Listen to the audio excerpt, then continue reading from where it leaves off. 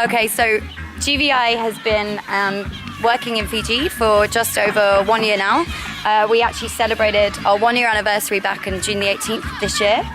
But GVI itself has been established since 1997, and since we opened our doors back then, GVI has worked to create and develop over 100 projects in 25 different countries across the world. Their mission is to create sustainable initiatives for communities across the world, underprivileged communities, as well as providing animal conservation for species and environments all over the globe. Now here in Fiji, we've got 4 of these 25 projects. We work in construction and education, obviously here at Ratumeli School. And we also do 2 marine projects as well, working doing marine research to try and set up locally run marine protected areas, and also with spinner dolphins with USP, University of South Pacific, over on the other side in Moon Reef in Suva. Now, over that past year, GVI in Fiji has actually achieved some really outstanding accomplishments. Our long-term goal is to provide something that will last the communities for a long, long time. It is sustainable. But in just 1 year, we've managed to provide around 180,000 litres of additional drinking water to the communities of the Isauas. We've been given, with cooperation with the Fijian government, a license to teach from the Ministry of Education, as well as setting up a really good inventory of the species of the fishing of the local areas around the islands where we work. We actually live on our base with a local community. It's really, really unique for the volunteers to be able to have that experience living so closely with them. And we actually lease that land directly from that one family.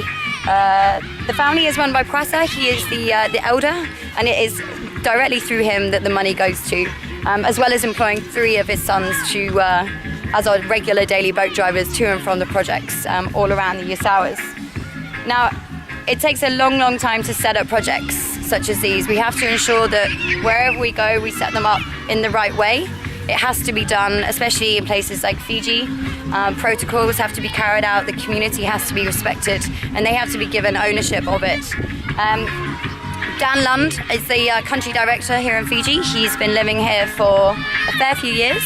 Spent about 6 months doing initial assessments, research, meetings with the elders, with the chiefs, and finding out exactly what work needed to be done and how we could then implement volunteers into creating something that was going to be providing the communities with a useful tool for sustainability. Myself, I'm the base manager. I joined about 6 weeks ago, but I've worked for GVI for about 2 years. My role is to oversee the 3 projects that we have here in the Isauas, our construction, education and marine, to ensure that we are working towards our project goals, as well as the day-to-day operations of working with the volunteers and the communities. So hopefully 1 year has passed. We will be here for many, many years, working towards something that will in turn benefit everybody, the fishermen, the children, the Ratumeli School, all of the the communities around the construction projects as well. So it's a really unique, really unique projects here in Fiji, very intertwining, and hopefully we'll be here for many years.